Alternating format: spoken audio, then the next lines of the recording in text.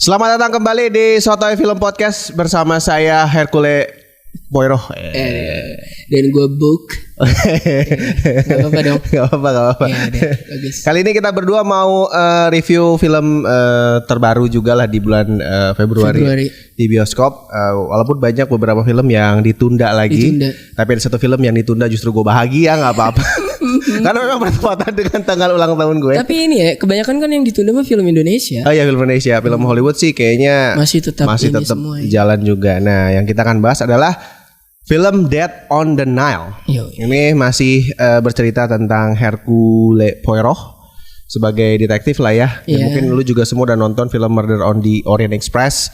Dan ini ibaratnya sebenarnya kayak terkesan seperti sequel lah ya. Iya betul. Karena di ending Murder juga kan si Poirot itu ditelepon untuk ke Mesir kan. Mesir, iya. Akhirnya datang ke Mesir untuk menemui Firaun. Tidak dong. Sudah meninggal Firaun ya. Sudah menjadi mumi. Oh sorry. Iya. Untuk kuliah di ini apa? Al-Azhar. Nemuin Fahri. Oh ya, untuk memperdalam ilmu fikih. Gimana, Cek? Nah, ya. Dan untuk Death on the Nile biasa kan kalau murder juga assemble cast kan. Iya, banyak betul. banget. Ini juga kurang lebih semuanya karakter ada 11 lah ya. Iya, 11. Ada Gal Gadot yang main. Ini kita hafal-hafal aja sih. Gal Gadot sebagai Lynette Ridgway. Iya. Terus Armie Hammer sebagai Simon Doyle. Terus Emma Mackey sebagai Jacqueline de Belfort. Ya. Terus yang Letitia Wright sebagai Rosalie Otterborn. Iya. Terus juga ada Sophie Okonedo kalau nggak salah jadi Salome Otterborn. Dia tuh tantenya ya. Si Rosalie. Terus siapa lagi ya? Russell Brand sebagai dokter siapa sih? Whittlesam apa sih? Iya, Whittlesam ya sih. Whittlesam.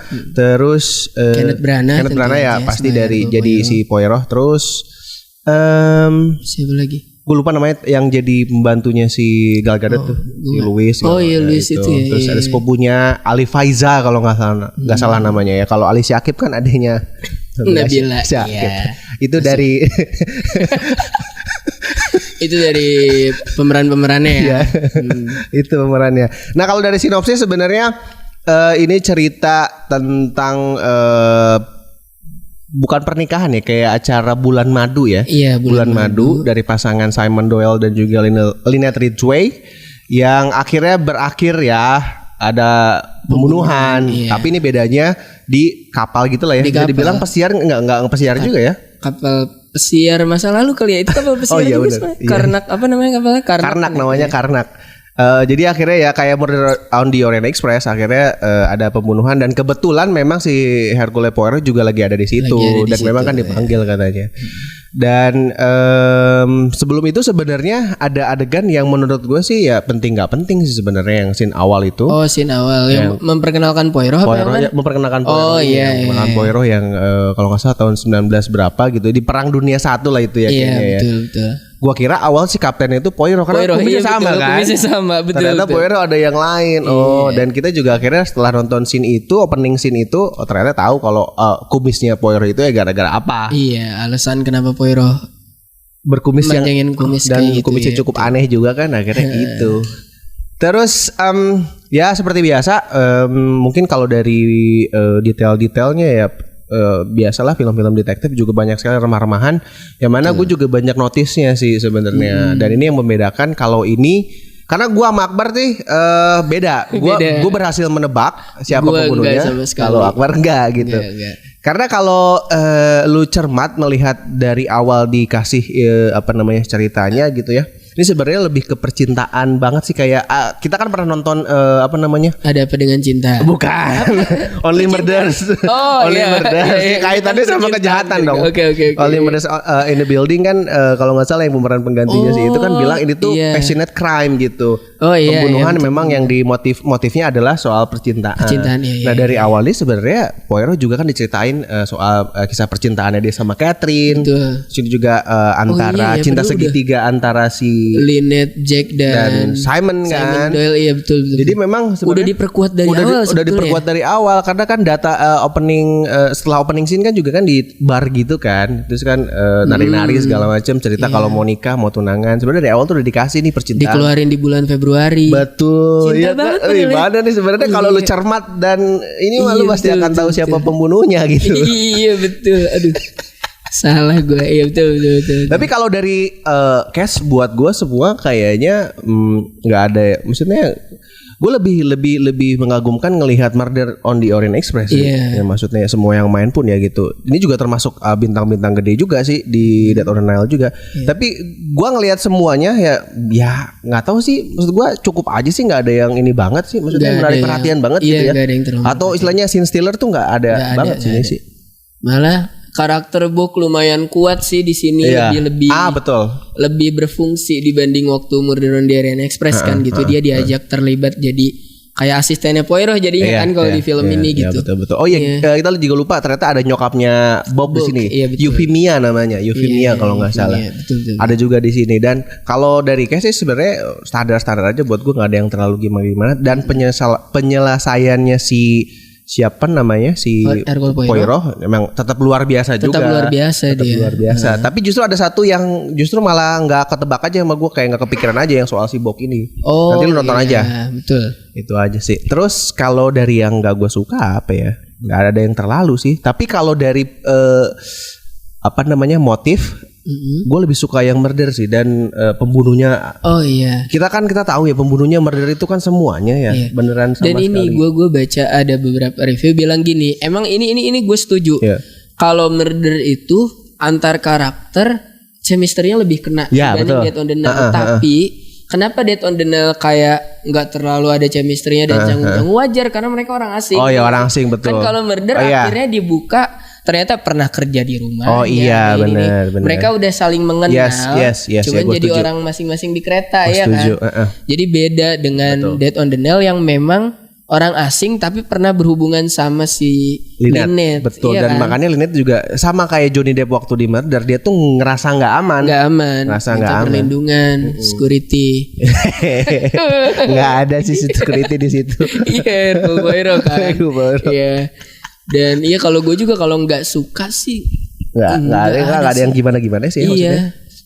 Malah kalau suka ya, gue suka scene yang di daerah apa tuh itu yang dia hampir ketimpa batu, gue suka. Abu Ismail. Abu Galba. Abu Ismail apa sih? Nggak tahu. Yang pasti bukan Abu Janda dong. Bukan. Teroris. Bukan teroris juga. Bukan ya? Bukan. Oh salah gue berarti, sorry. Abu Gambal. Abu apa sih? Nggak Abu Get dong, enggak ya? Enggak. Abu Nawas. Bukan. Ya 1001 itu dong. Iya. Pokoknya yang itu gue suka tuh sirik di yang situ. Yang istilahnya itu kayak ini ya apa bukan pemakaman apa sih ya kayak gitulah. Kuil apa gitu. Iya. Itu sih. Terus apa lagi ya? Itu gue segitu aja sih. Gue kalau yang nggak suka nggak ada. Berarti kalau dari seluruh karakter yang main itu lu nggak ada yang suka banget? Nggak ada yang suka banget. Nggak ada. Nggak semuanya. Gue suka yang memakai cakep. Ya di situ si Jack Belfort tadi cakep amat. Tapi mungkin Emma McKay sih gue boleh lah kalau misalkan disuruh pilih semua untuk role-nya gitu ya. Gue lebih suka si Emma McKay-nya gitu yang sebagai Jacqueline de Belfort karena ya lepas aja buat gue dia dari series Sex Education buat gue sebagai Maeve itu sini juga dia itunya lumayan, walaupun memang kayaknya porsinya nggak terlalu banyak ya dia. Dan di beberapa scene dia terlihat mirip Eva Celia. Oh iya. Menurut gue kayak Eva Celia. Cuman versi bule ya. Iya versi bule. Eva Celia juga kan bule. Bule sih ya benar. Kan di situ juga ada Indra Lesmananya. Ada ya. Andrew. Kulitnya gelap. Kayak Indra Lesmana. Kenapa jadi ngomongin Indra Lesmana? Cuma dia gak main keyboard aja. Iya benar. Megang-megang map kan, minta tanda tangan. Kalau dari skor sih gue mau ngasih 7,5 lah.